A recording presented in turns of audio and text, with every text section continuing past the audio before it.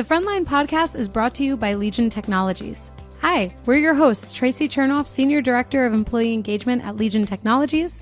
And John Denton, Senior Enterprise Account Executive at Legion Technologies. Hourly employees want and need flexibility and predictability. They desire more connection and belonging with their peers and companies. And businesses want to maximize productivity while enhancing employee engagement to reduce turnover. Who said we can't have it all? The Frontline podcast is focused on discussing the challenges that come along with having an hourly workforce and shedding light on these important employees who are often overlooked. You'll hear from leaders bringing transformational and innovative change to their organization and ways you can improve your own experience and the experiences of your employees, no matter where you sit in your organization. At Legion, we believe that intelligent automation powers Legion Technology workforce management to solve these challenges. Be sure to subscribe to the Frontline podcast so you're the first to hear our monthly episodes, which will come out every third Thursday of every month.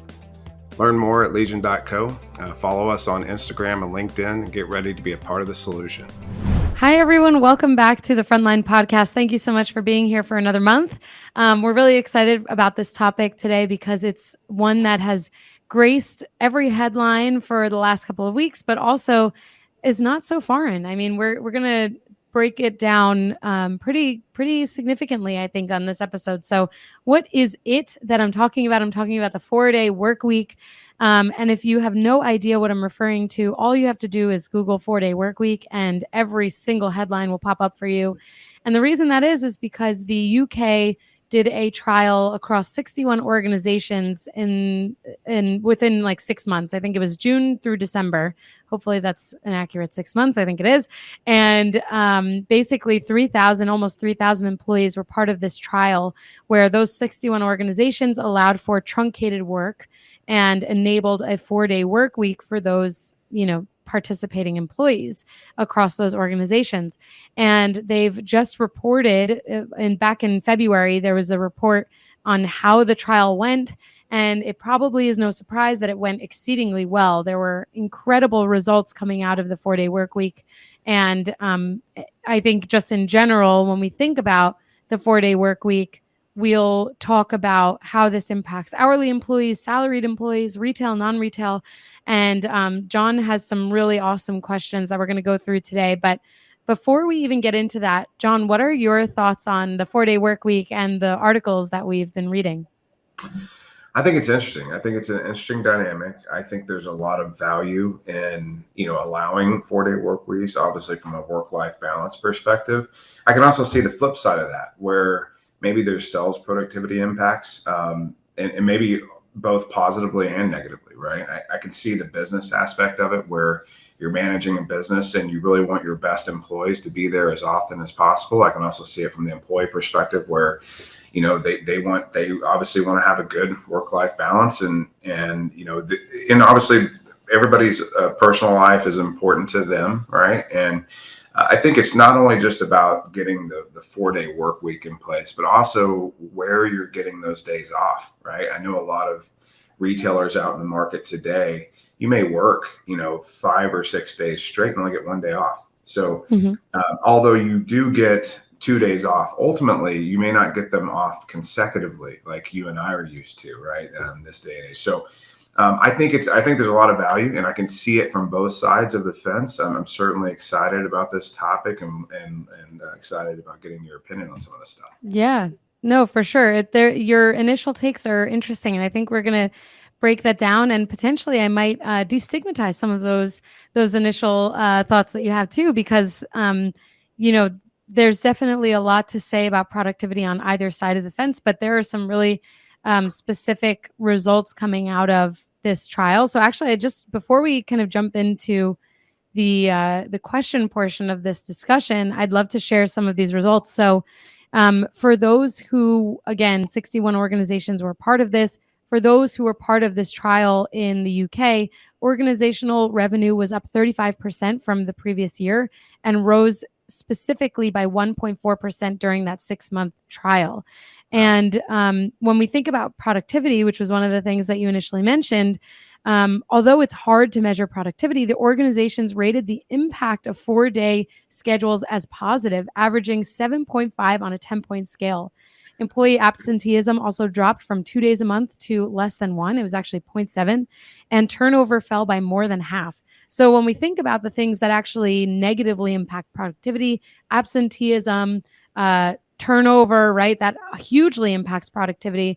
And I think it is actually a misconception that 4-day work weeks can negatively impact productivity, because you'd think like, oh, I need that fifth day to be the most productive. But actually, what this trial on to show was that those who, and I should clarify too, they didn't work 40 hours in 4 days. They worked 34 hours in 4 days. And this truncated work adjustment or work experience actually improved productivity because of cutting out some of those inefficiencies. And then finally, companies rated the overall experience an 8.3 out of 10, which anyone listening, if you've ever rolled out any type of project to a company, it's very hard to reach an 8 point anything, let alone a 6 or 7 point anything, because it's very difficult. Change management is very difficult. So does that dispel any of your initial thoughts? I think it does. I mean, I think I'm a person that I'm super analytical, so I'd like to see the data and really dive into it to understand it fully. But I think right off the top, though, that's interesting to see that, productivity, and I think some of the points you made around productivity being impacted by absenteeism, turnover, and all those things. That is a great response to some of the potential issues that I brought up initially, and Yeah, I can see where as I can see where it gives employers a competitive advantage too. So if you're an for sure. employer where you offer the 4-day work week against somebody that forces 5-day work weeks, I could see where that would also help attract good talent. Yeah, for sure. And I will close out these little nuggets of facts for you with one final fact here, which is that um, stress and mental health issues and things like that all decreased by more than 40%, respectively. So those, yeah, across those, near 3,000 employees. And actually, I said it was the last fact, but one more fact is that of those near 3,000 employees who were part of the trial, 15% said that no amount of money could convince them to go back to 5 days. So of course, that other 85%, maybe they're tantalized by a little bit of extra money. Maybe the 5-day work week was more ideal for them for whatever reason. But they would go back to the 5 days, but 15% said you couldn't even offer me the moon and I will not go back. So I think it's really interesting. But I could talk about these statistics all day. I know you have specific questions that kind of help to break down some of these other points, and I'll probably spew some other facts in there too. So I'll pass it Sure. to you. I know you're prepared, and I like being the skeptic. I Yeah, just want to, first and foremost, say that I am for the employee for sure, and whatever is beneficial to them. So certainly want to make sure put that out there. I have questions just to understand how this impacts a business. Probably questions that maybe a lot of executives have in the retail space hmm today. Things that maybe are preventing them from really shifting to more of a 4-day work week, right? So, love to get your opinion on this. So, first question I have really is: do you see this being more of a role-based type of implementation of a 4-day work week, or does it really just kind of depend upon what they're doing? So, to give you an example of what I'm trying to say here is, if I'm in the corporate office and my job is to support the stores, right? So and let's say hypothetically in the corporate office, we've decided that we're going to go to 4-day work weeks in the office, but we're staying the 5-day work weeks in the field. As a field employee, I may look at that and I may not look at that very kindly, right? Where I'm working 5 days, they're working 4. Do you see this being like a full scale implementation where you really need to, if you're going to go 4-day work weeks, you can't really put it out there in bits and pieces. You really got to do it in one fell swoop. What is your opinion around that? It makes me think of the difference between equity and equality, right? So not every role is created equal. And I think about my retail experience, like working in store, that predicated my role in the sense that I needed to be available nights, weekends, holidays, right? That's like typically what we hear for retail.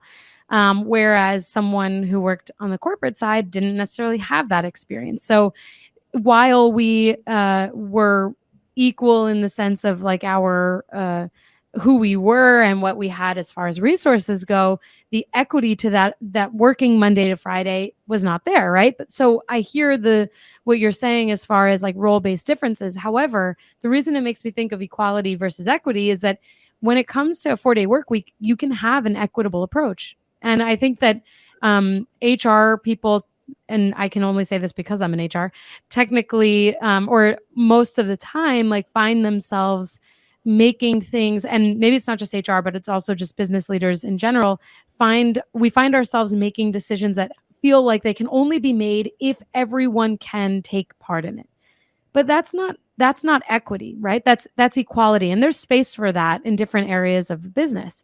But when we think about equity in 4-day work weeks, it's saying that we're going to allow employees to have flexible schedules, whatever that means to them. Now, obviously, for an organization to make a 4-day work week work, there would have to be a little bit more structure there. There would need to be an approach where everyone can have or work a 4-day work week, but that they're expected to work within that 4 days as it makes sense to them. And if they need that fifth day to get their job done, that they have to take that day. There's a company that I read about. I can't remember the name of the company because it's in a community, like an HR community that I belong to. And the head of HR or the HR business partner shared what they did, which was they sent out, or created this 4-day work week policy for everyone, regardless of their role. And they said, okay, Friday is the flexible day.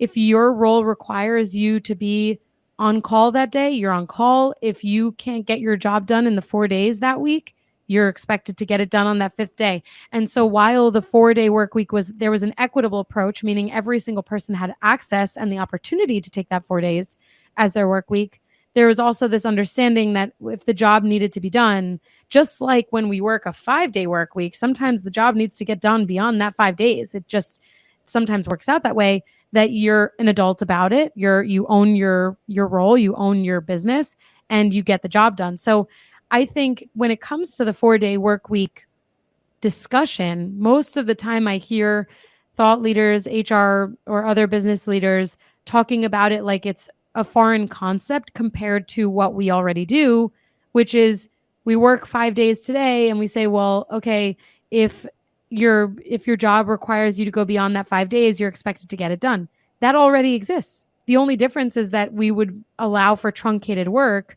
and as an organization, and then that fifth day is the flexible day, so to speak. But I know I'm kind of like going on a tangent here. All in all, I think my point is no, I don't think it needs to be role based. I think that when companies hire smart and trustworthy people, which is the only person that someone's going to hire, right?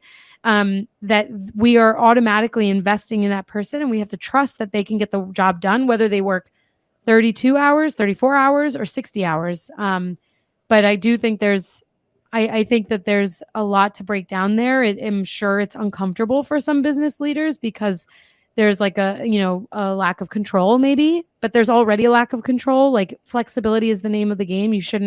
You're not going to get better results out of someone by breathing down their neck or expecting them to work 7 days a week or 4 days a week. It depends on, the culture. It depends on how you support them, what the resources are. There are so many competing factors there and things that add to the complexity of how this could work. So that makes a lot of sense. And I think, I don't think you're going on a tangent. I think we just hear some passion out of you. Yeah. You're passionate about this topic, and I love it. And you're the exact person I want to talk to about some of the questions I have around this, right? And so, like, I think some of the things that I took from what you just said is if I'm a store manager, and let's say I'm in charge of a large department store, and we've moved to 4-day work weeks, ultimately my job is performance based to an extent, right? I need to perform. My store needs to maintain, a certain level of performance. Then if I need to put in extra hours, then I need to put in extra hours, and that's just what I need to do in order to maintain my business and hopefully retain my job, right? And I think that's something that we certainly have to talk about, right? Is the drive for success and ensuring that, yeah, you may roll out 4-day work weeks, but if I'm managing a store, I also have to be successful in that store. I'm going to feel like I need to be there 5, 6 days, sometimes in a week. But I think what I heard you say is, look, it's about giving the employees the flexibility, right? They have the flexibility to take a 4-day work week. But one of the questions I do have also is, so if I'm working, let's say hypothetically 32 to 34 hours that week, whereas I really need to work 40 in order to make the amount of money that's going to be important to me to make my bills and all that stuff. How do you see that working out?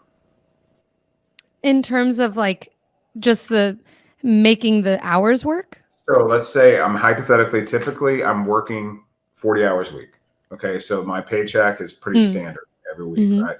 But now you're telling me I'm going to get 8 less hours because we've moved to a 4-day work week and I'm only working 8 hours a day. How do we square that? If that makes sense. Oh, I see. Well, I should say that in this trial, the salary was not reduced. The salaries stayed the same. So, because you're still doing the work, right? So, the reality is that when someone's salaried, it doesn't matter how many hours they work, they're expected to get the job done in however many hours it requires. That's why they're, obviously not why they're salaried, but that's part of the benefit to being salaried for a company is that, and of course it's assuming that all FLSA standards are met, but that you're doing the job, you're getting it done, and that's the pay that you earn. Whereas with the hourly, you are paid based on the hours you work. So there is certainly a difference there. So actually for salaried employees, there's actually, to me, a little bit more of an incentive to be as productive as possible, because otherwise, and it remains true even if you work a Monday to Friday schedule, that the more hours you work, in theory, like the less you're taking home, right? That if you think about your salary broken down by hours, now obviously that's not to say that you're not productive in all of those hours. Like if you're productive in every single hour that you work, then you're earning your income, right? You're earning the money.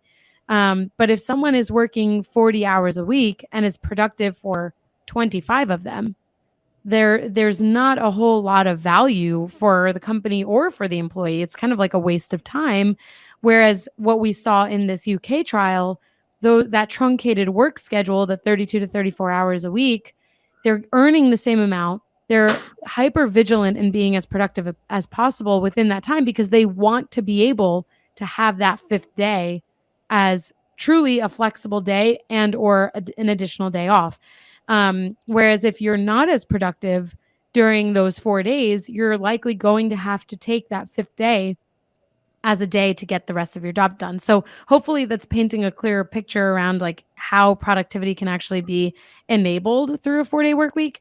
Of course, not everyone is the same. We're not in a homogeneous society. Everyone works differently. Everyone learns differently. Some people have, things that make it more difficult to be productive for an 8-hour stretch of time. So actually, one could also argue that a 4-day work week enables those who can work really fast and get things done really quickly, while others might say, well, actually, I can't get things done in that long stretch of time. I prefer a 5-day work week with fully flexible hours so I can work 4 hours in the morning and 4 hours at night, or however many hours it requires to get the job done. So again, I mean, it's super gray. I think it depends on the culture of an organization. But also when I think about retail, actually Lowe's, back in July, Lowe's talked about how they were going to enable their retail employees access and to this 4-day work week approach, because they often were hearing complaints about scheduling problems and that it resulted in widespread low morale for the teams.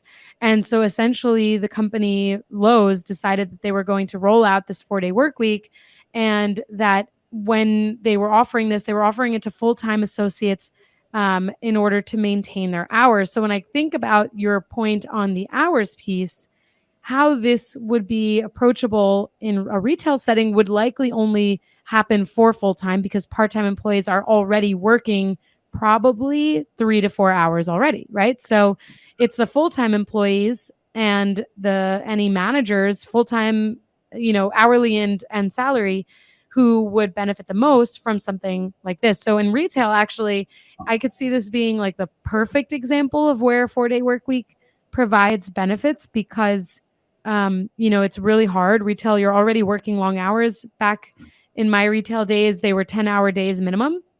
So if someone is working as a full-time employee, they're already probably working 32 or more hours a week. Who's to say they can't do that in a 4-day stretch? And then, already they have more time to recuperate. They have more time to rest and relax. Retail is very challenging, hard on your body. So I think more employers like it should do what Lowe's is doing and test it out in retail to begin with. Yeah, I think that's an interesting call out, Lowe's, and I think Lowe's should potentially maybe look at their scheduling solution. Talk to Right. me Call us, about. Lowe's. Call us. Yes, absolutely.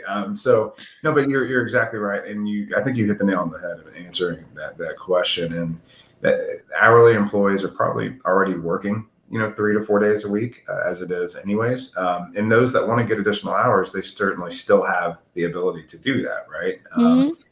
I keep hearing out of all the things you're saying, I keep hearing flexibility, right? You're not saying flexibility, but all the things that you're talking about Mhm. is being more flexible. And it doesn't sound like this is a cookie cutter type of approach for every retailer. It sounds Right. like every retailer would have their own version of this 4-day work week and then what would work best for their employee base, right? And just ensuring that they're doing the things that they need to do to put their employees in the best position to succeed and to perform well. So I think you've done an outstanding job of relieving some of these questions that I've brought your way. Thanks. So one of the things, I used to work in corporate retail myself for GameStop and Radio Shack. May they rest in peace. And one of the things that I always thought about, having a 4-day work week, right? And I always and I was, maybe ahead of my time to an extent and wanting remote work at that time as well. I was like, look, I was driving to downtown Fort Worth, an hour there, hour back. So I'm losing 2 hours of my day just doing nothing besides listening to the radio, right? And I was like, man, I could already started work, an hour in advance, and really we're paying for all this overhead of this office and everything else. So I think that this discussion can actually branch off into a lot of different areas. We talked a little bit about pay and what that would look like, and some people, and then performance, right? Also being an impactful variable that could, it sounds like some of the metrics that you've provided, it's been a very productive test so far. And I think for me, just thinking through this as being a former corporate employee myself, I would want to test this, right? I would want to go through a phased approach and see, how it would work and maybe a subset and pilot. For sure. And pilot the program and see how it was impactful and which ways it was impactful, and then, go through and implement it the right way. So how would you suggest, if I'm a retailer and I'm looking to potentially change from a 5-day work week to a 4-day, how would you suggest that they go about it, and what would be kind of a starting point for you? I agree with you. I think the phased approach is the way to go. I could see, stores or districts testing this because there's obviously, I think we've talked about this before, that workforce sharing is a great way to leverage teams and improve morale and take home pay for those employees. So I could see if like one district is trying these progressive approaches to, um, you know, engagement and like workforce management, that this could be, one really ideal way to test that theory out. Not every store, not every district is created equal, so to speak. I mean, there's always going to be a difference depending on volume or employee size and things like that, or even the demographic of the customer. But at the end of the day, I think you and I have talked about this before. If you walk into a store today or you walk into a restaurant, there's a staffing issue. Like you can't, I think there's been one restaurant that I've walked into in the last, I don't know, 3 months that's actually been adequately staffed. And it was a family owned restaurant, which is great. That's wonderful. Right. But there's a different type of background there as to why they're staffed. And it's because it's the family business and there's only one way to keep it running. But when you go into any other restaurant, any other store that maybe is a franchise or corporate owned or a corporation, there's a real challenge. You can't find help, you can't get service, like it's rough. And I empathize as a former retailer and as a retailer at heart. Like I really empathize because I know what those other employees are experiencing. I know what those recruiters and HR and business leaders are experiencing. Like it's tough. But when we think about the benefits of something like this and seeing that turnover cut in half in the UK in 6 months, I mean, we've been talking about, and when I say we, it's like HR people. I feel like I can speak on behalf of all of us at this point, but we've been talking about like, how do we solve turnover? How do we solve this problem? And I don't know, maybe this is one of the ways. Flexibility. It started with remote work, or actually it started with hybrid work. Then it started with remote work and like flexibility. When we think about retailers, like obviously what we do at Legion is all about flexibility. So we've been talking about this, at nauseum since 2016, basically. And that's why we're in this space. But beyond the flexibility, now it's like, okay, well, how do we take it to the next level? And I would imagine that in the coming years, we'll see this continue. So it's like if the 4-day work week is what people are pushing for right now, how does that align with like this gig economy approach? I think we've talked about this before, that the gig economy has driven forward a lot of these initiatives because there's a huge benefit to being, a contractor or somewhat like a 1099 employee that can control the hours and the days that they work. That's exactly what we continue to talk about when we talk about flexibility and the 4-day work week specifically, is that people want self-determination. They want to be able to control what their day-to-day looks like. And so I think at some point, especially if retailers are the ones that drive this initiative in the US, especially, it's just going to be a matter of time until all companies see that there's only one way to match employee preferences, and that's to provide these other resources like the 4-day work week. We even, my final point here is that we've seen this with employee demand back from when COVID started, that employees, once they had a taste of working remotely, they didn't want to go back to the office. And for whatever reason, companies are still trying to push forward this momentum of like coming back into the office. You and I are remote only, right? Our company is remote first. It's great. And those who want remote experiences apply to work at Legion. Those who want to work in an office setting will apply for a hybrid or in-office company. And so I think this again, coming back to this, like we're not in a homogeneous society. Every company is going to choose what's right for them. And it's going to be the employee that decides what their expectation is, what their demands are. And they're either going to stay to see it happen at their own company, or they're going to leave to find it elsewhere. And that is the truth, regardless of the topic that we're, discussing. It doesn't matter. It's true for literally every single thing. Now, Tracy, you promised me you weren't going to use big words like homogenous. Okay, and here we go. You're already doing it. But I know. I mean, I can't keep those promises. Yeah. I think you hit the nail on the head, and I just need to know where I need to sign, because you have me sold. So I'm good. I think you answered all my questions on what I. They were great questions. Oh, thank you. I'm glad that you could handle these tough questions from me. But yes. I appreciate it. I think everything that you talk about here is things that I talk about with customers on a consistent basis. And there are things that are on the forefront of their minds. The employee experience is important. I know exactly what you're talking about. It's funny because I was actually in a Lowe's this past weekend because I had to go get some weed killer, because it's that time of year, right? We're starting to get, here in Texas, it's starting to get a little hotter, and weeds are starting to pop up. And what my experience was, I went in, and of course, the first thing I think about being a workforce management practitioner myself is, am I being helped? Does somebody greet me? Does somebody, am I able to find somebody to help? Of course, the answer is no across the board. Now, it was on a Saturday and it was super busy in this Lowe's that I'm referring to, but but it's not, and I'm not picking on Lowe's. That's my experience across the board with all retailers. So it's almost like it's a very challenging time, because there's so many things that are pulling at retailers right now, employers versus employees.